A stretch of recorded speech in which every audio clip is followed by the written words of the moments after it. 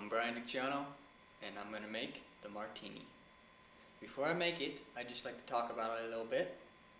The Martini is a fantastic cocktail. It's probably my favorite drink of all time. There's a lot of controversy to the Martini because of its how it has evolved over time.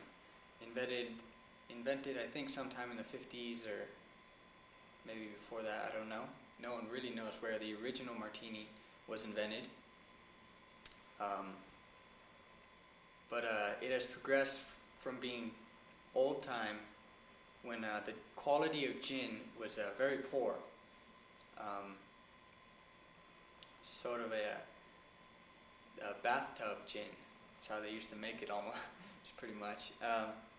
And so they would use a considerable amount of vermouth to hide the bad taste of the gin. And as the quality of gin over time has become very, very superior now, very good, the vermouth has sort of weaned out. Normally now just to a little bit, but you can even see martinis made with no vermouth at all, which is extreme. Would be called a Churchill martini because Winston Churchill drank his martinis in such a way.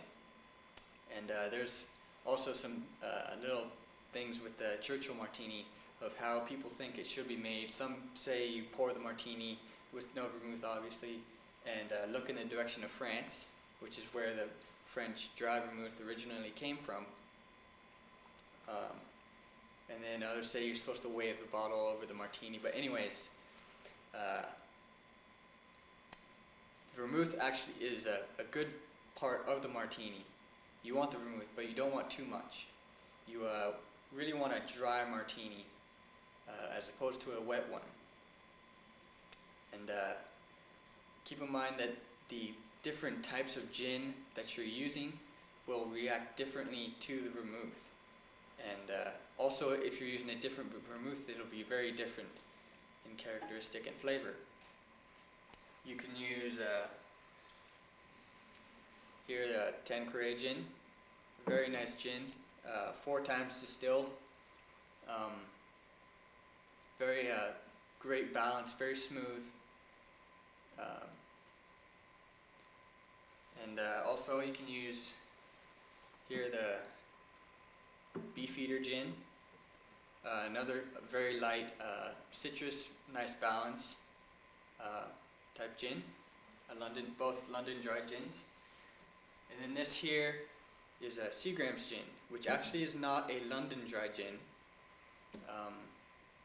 They've incorporated some other processes in the production of Seagram's gin, and they actually barrel mellow it for a few weeks, I think. So it gives it a little bit of a golden hue, and also a very smooth, mellow flavor. And I wouldn't exactly recommend the Seagram's gin for martini, but that's just my preference. But I actually really do like the Seagram's gin. It's very good. I like it.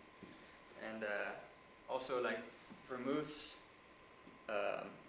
you can use here the Gallo vermouth, which is from the Gallo Vineyards in Modesto, California, local winery.